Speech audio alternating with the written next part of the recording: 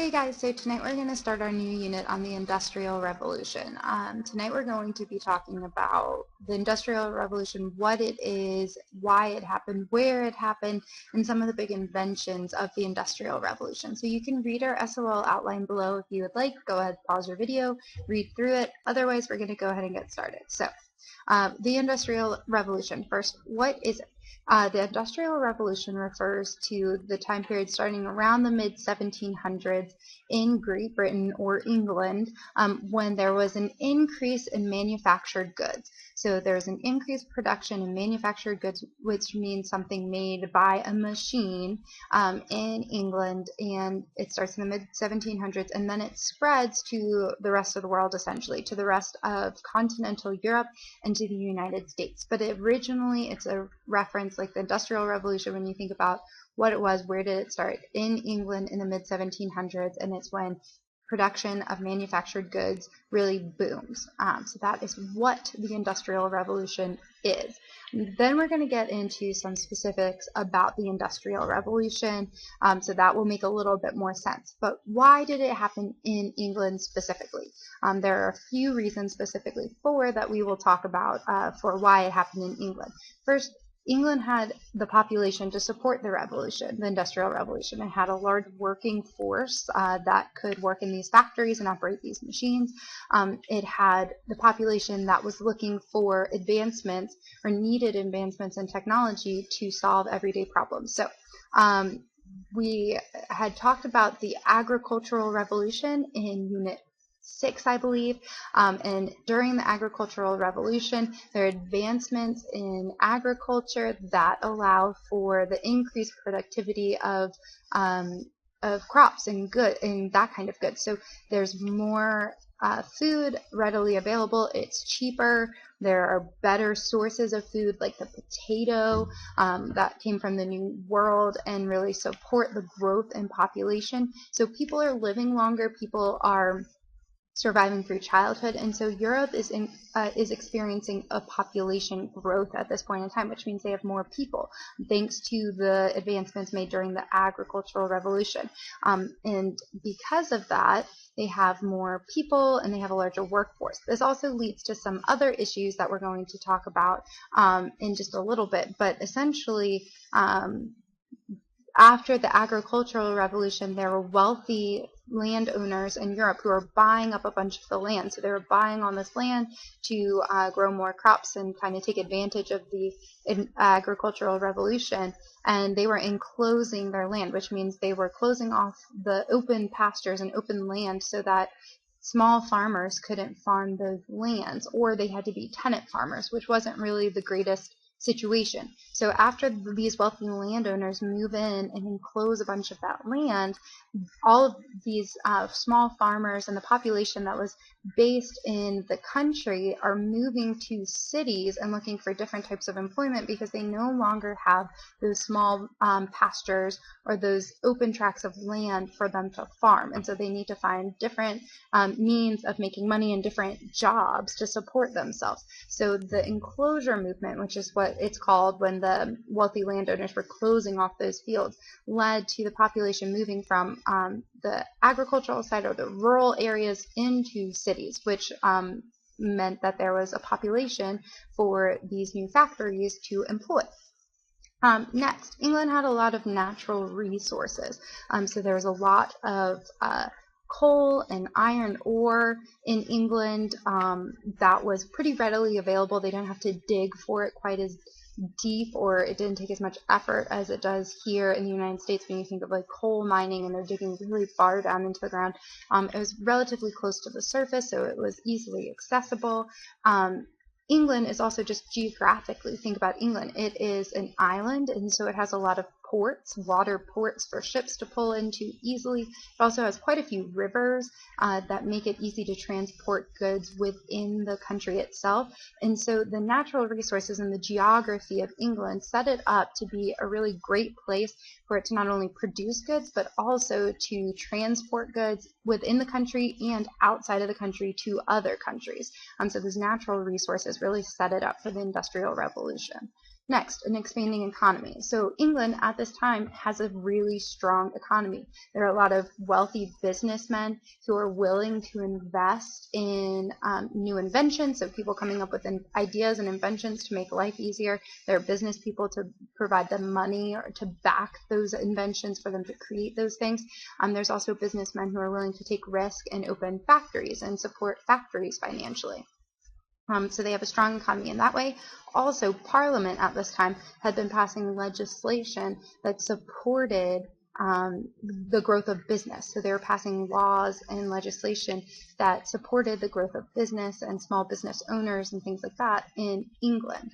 Lastly, they had a really highly developed banking system. So they have an advanced banking system, which meant that people could secure loans to make inventions or to start factories. They had the means, banks were willing to loan them money to start these things. It takes money or capital to start businesses. That's true even to today. When small business owners start their business, they usually go to a bank and get a small business loan that they pay back when their business is successful. Well, England had that in place at this point in time.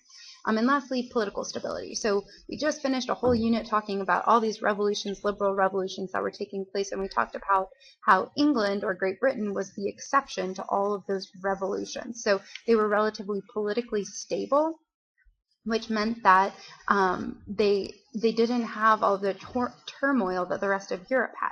So they stayed out of those wars, they stayed out of the revolutions for the most part, and again, this kind of helps Parliament because there's political stability and Parliament isn't focusing on other things. They can focus on things like business and what's going to make their economy run better. So all of those things are why England, really the Industrial Revolution started in England. All those factors work together. So next, let's talk about some of the things that happened during the Industrial Revolution, some of the marking moments of the Industrial Revolution. So first, the role of textile, iron, and steel industries. So some things lined up that really brought those industries to the forefront of the Industrial Revolution. Most importantly, inventions. So first there were these inventions in the textile industry, which we will talk about in just a minute. But those new inventions really led to the Industrial Revolution. The reason these inventions came about is because England had this, and specifically in the textile industries, because England was seeing a population boom thanks to the agricultural revolution, like we were just talking about. So they have this large population, and when you have a lot of people, you need to clothe those people. They had the food to support those people, like nutritionally, so that they could live, but now they needed clothing for these people. And prior to the Industrial Revolution, clothing was typically made in the home by women. It's a really slow and tedious process. So they needed an abundance of clothing. They needed a lot of clothing relatively quickly, and they needed to be durable and ready to wear for workers and things like that.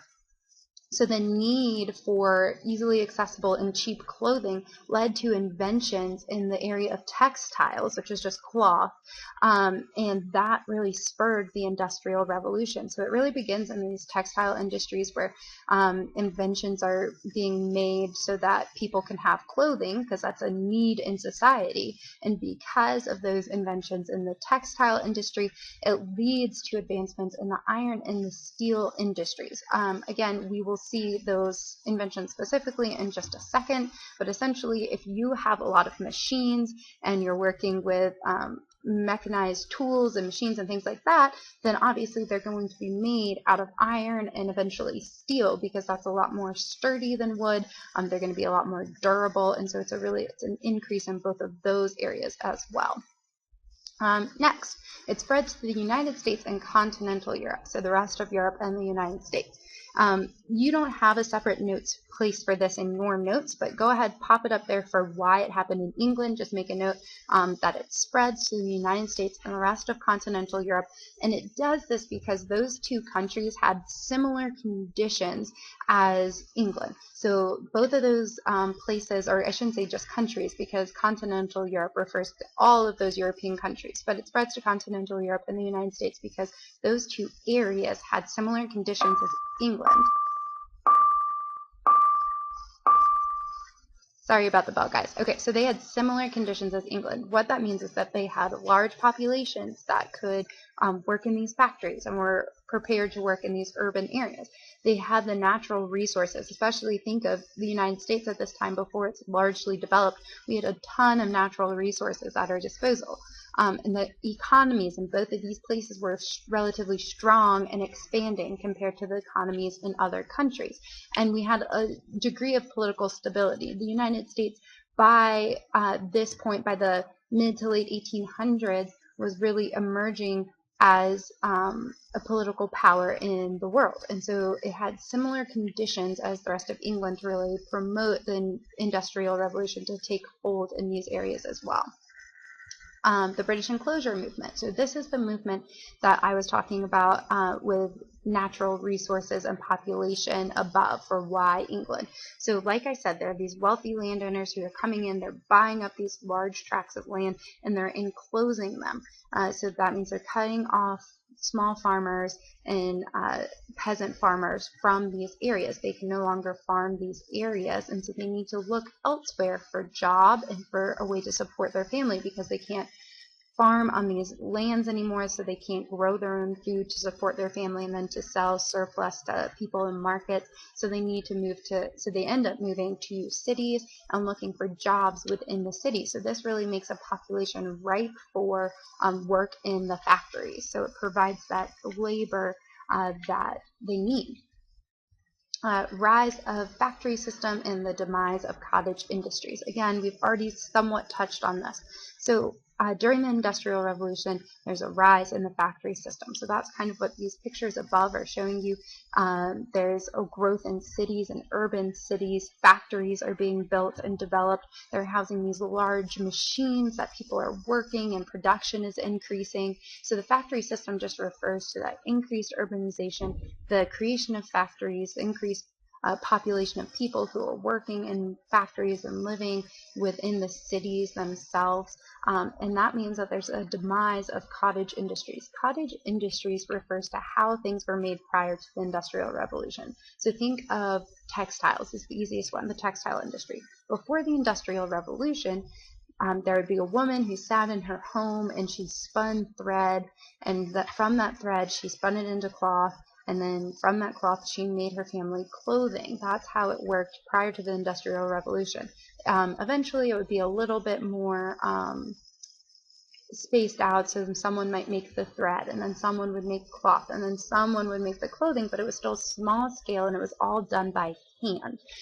And so there's a shift away from that to things that are made by machines because it's quicker, it's more efficient, it makes the clothing more affordable for people because it doesn't take as much time and effort to make these clothing. So that's the rise of the factory system and the demise of cottage industries. And last here we have rising economic powers.